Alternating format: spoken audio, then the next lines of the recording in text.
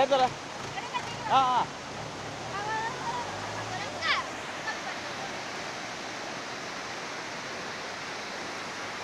வணக்கம் நண்பர்களே, நீங்கள் பார்த்துக்கிட்டு இருக்கிறது வந்து தமிழ்நாட்டில் உற்பத்தியாகி கேரளாவில் சும்மா ஆற்றுல கடலில் போயிட்டு கறக்குது. இது ஒரே ஒரு ஆறை தான் காட்டுறேன். இது மாதிரி ஒரு 7-8 ஆறு வந்து இந்த தண்ணியை வந்து ஆற்றுல போய் கடலில் போகுது வேஸ்ட்டாக.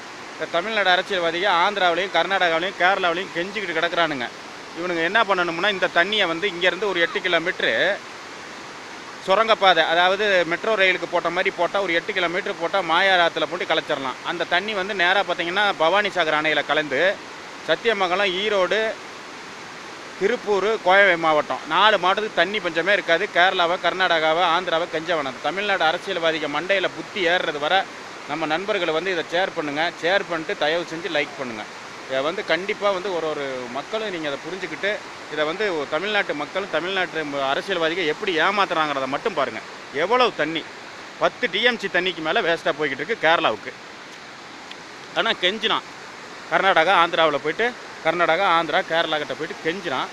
ஆனால் அவனுங்க வந்து இந்த தண்ணி இவ்வளோ தண்ணி கேரளாவுக்கு வேஸ்ட்டாக போய் கலந்துக்கிட்டு இருக்கு.